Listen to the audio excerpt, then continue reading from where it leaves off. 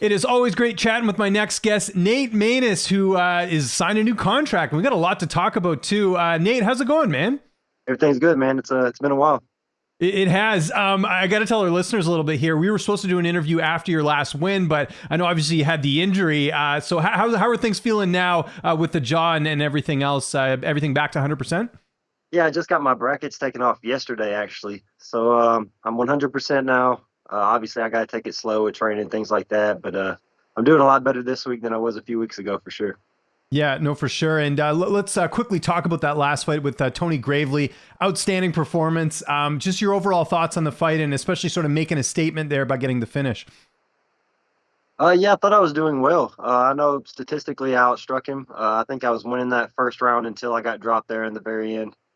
So I don't feel too bad about the fight. I think I showed my toughness, which I hope to stop showing so much every fight, man. I'd like to go in there and get a clean win, but it gets the bonuses, gets people excited. So I'm happy with the fight. Is there anything you would have done differently in the fight? I mean, you mentioned not getting hit as much or whatever. Is there anything else you sort of took away from that performance? I mean, it's a win, but you can always learn something from every fight, right? Yeah, I felt a lot more comfortable this fight. I think I had a better showing for sure and showed a little bit more of what I can do. Maybe keep my hands up a little higher. Just little small tweaks. Use my footwork a little bit more. There should have been no reason he was getting as close to me as he was. So just small stuff. The distance is still pretty weird in there for me. I think with more experience, I'll be able to show a little bit more. And nice to have a fight at 135, right? I know that's been kind of a thing since your UFC tenure, just with a lot of, mix-ups and stuff like that. Did that kind of feel good to just get like a big win in the 135-pound weight class? No weight issues with your opponents or anything getting switched up? Yeah, man, it felt great to actually be at 135. It's been maybe 2 years since I've hit 135. Real easy cut. Just sweat out a few pounds. Yeah, 135 is definitely where I want to be at, and I'm glad this fight actually happened at my weight class. And let's talk about the new contract, man. I was talking to your manager. It's actually very rare for Sean Shelby to give you a contract before the last fight and everything like that. I know this was something that you sort of worked out. Just first, how happy are you to be re-signed with the promotion? Yeah, man, that's always the plan. It's crazy to have all these dreams and goals and then see them actually happen. So I'm glad that they have trust in me, that they like my fighting style. They're willing to give me this contract before my other one was up. So I'm happy, man. No complaints. Do you think that speaks to your fighting style as well? I mean, we've seen other fighters who have wins, but maybe they're not as exciting. Do you sort of pride yourself on that? And I'm sure that's just validation in getting the contract, right? Yeah, man, I think they enjoy the fights. I think they're paying me those bonuses. I think that's them showing that they like what I'm doing in there. Obviously, I wouldn't like to get hit as much with the Luke Sanders fight and the Tony, but that's what people like to see. They like to see firefights, and I'm definitely down for it. Yeah, and you won all those fights too. That's the main thing, right? That's all that matters on the resume, so to speak. Is it just 4 fights, or how many fights is the deal? Yeah, I signed a new 4-fight deal. That's awesome. Good to hear, That's, man. And oh, sorry. that last fight on my other contract, it's gone. So this 4-fight starts immediately with the pay raise and things like that. So I'm happy. Yeah, that was the other thing I forgot to mention. That's sort of what I meant as well. Is that rarely happens where they kick in the new contract right away. Normally they'd make you fight off the other one. So again, props to you, man. I think that's awesome. Nice. I know Christmas is a while away, but still, nice early Christmas present. When did you actually sign sort of pen to paper? How recently was this? I think this was about a month ago. So Nice. it hasn't been too long. Yeah. That's great.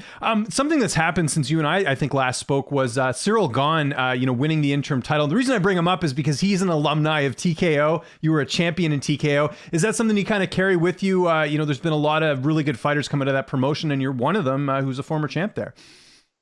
Yeah, man. I think TKO is really getting shown in the UFC right now. I know Malcolm Gordon, Charles Jourdain, Marc-Andre Barry. Yeah. Yeah. And Cyril's obviously, doing amazing. The only person I like to see in there, man, Jesse Arnett. He's out here fighting all the killers on the local scene. He's fighting in bigger promotions, but he definitely deserved his chance, man. It's hard for me to see it. Yeah, that's one of the worst, and I've talked about this before. That's one of the worst, non-signings that happened over the years, because I know you shared a cage with him, and I think it's so cool that you guys have kind of become friends. I know he supports you, you support him. It's been that's one of the beauty of sort of the great things about the sport, is that you have that camaraderie after you fight someone. Are you like that with all your opponents, or did just something with Jesse sort of click? Yeah, man, I'd like to be. Not everybody is as cool a guy as Jesse is. You know what I mean? He embraced me after our fight. It was a tough battle too, but Jesse's just one of a kind, man. Yeah. Um, I try to be cool with all my opponents, but some people get a little bit more salty than others. So it is what it is. Yeah, no, it happens. And by the way, if you haven't watched that fight, go check it out. You and Jesse Arnett, UFC level fight, if I've ever seen one on the regional scene. Of course, the question I'm sure everyone wants to know, when are you looking to get back in there? Do you sort of have a timetable of when you want to take your next fight? Yeah, so I just had my appointment with my jaw surgeon and all that yesterday. They're telling me 6 months. Obviously we're going to be in the gym before then. Just kind of taking it slow and see how things go. I hope to be back at the beginning of the year, maybe March or something like that, if I can get in there and everything feels right.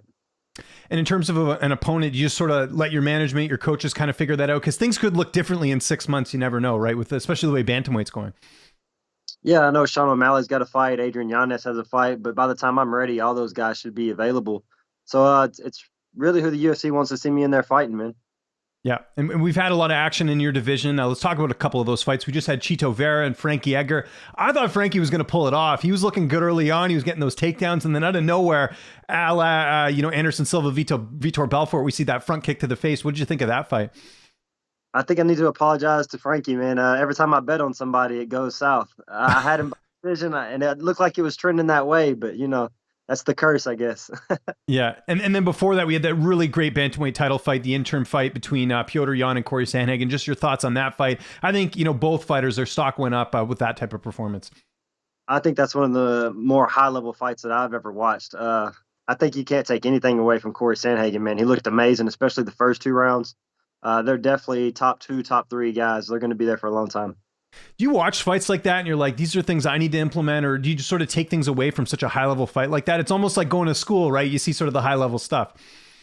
Yeah, definitely. The footwork and the head movement of Corey Sandhagen, just the toughness of Petr Yan. If you can mix those two guys together, man, you got a real monster on your hands.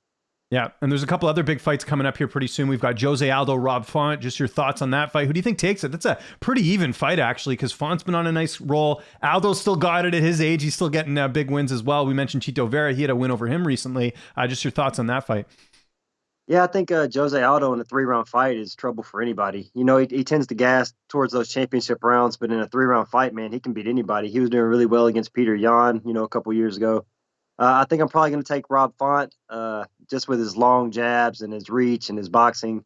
I think he's going to pull out a decision.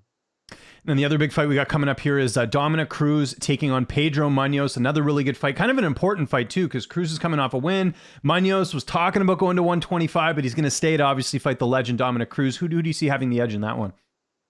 I have a hard time picking at Dominic Cruz. It's, I think, a nostalgia thing at that. If he can stay away from the leg kicks of Munoz, I think he's going to do just fine with his footwork in and out. I probably see Dominic winning decision there, too.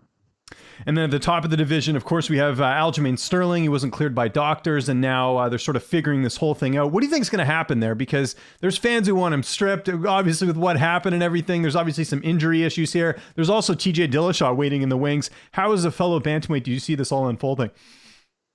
Man, I don't know. I wouldn't like to see him stripped just yet. It's only been a couple of months. I think giving the champion at least a year, especially with his neck injury and, the surgery and stuff like that. I wouldn't be against TJ coming in and fighting Petr Yan for the interim and then settling it up with Aljamain, later on next year.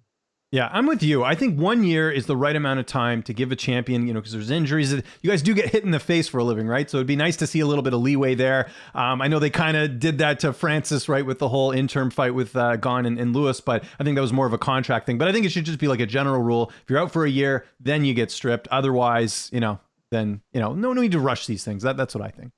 So yeah, I agree. Especially with a neck injury, that's a different than, just a pulled hamstring or something. It's pretty serious.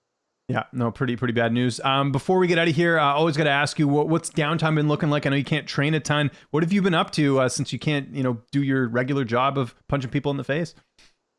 Yeah, just trying to stay active, running, lifting, doing what I can. I'm still on Warzone quite a bit. I'm not any better than I was before, but I'm still trying to get I like how you're honest about that, though. That's good. You're not, yeah. Eating a bunch of food. I'm still like 15 to 20 pounds lighter than what I usually would be just since I'm starting to eat. So I'm pretty much eating everything I can find. That pretty much takes up all my time. Watching any sports? I think I asked you this before. I remember you said you were a bit of a basketball guy, right? If I'm not mistaken. Yeah, I've been keeping up with it. I haven't sat down and watched any straight games yet. I know my Lakers aren't doing very well, so I'm trying to stay away from it right now. Hopefully they'll pick it back up and I can jump in and watch some games. And are you watching all the fights every weekend? I mean, we just had 2 pay-per-views. It's a bit of a, kind of, I don't want to, no disrespect to the fighters, but the couple cards coming up here, not exactly mind blowing, but that's what happens when they sort of stack the deck. I think the next pay-per-view, December 11th is UFC 269. So that'll be a good card, right? Yeah, man, there's been a lot of good cards, especially here lately with the Glover Teixeira. That card was stacked and it was a free card. UFC 268 might have been the best card I've ever seen. The Yeah. Colby Covington and Kamaru monsters, man. Justin Gaethje, how can you not be a fan of him and Chandler? That might be one of the best fights I've ever seen, just on a toughness and willing to get into the fire type fight. Yeah. And Poirier and Oliveira coming up. It's hard to pick these fights, man. They're all so close.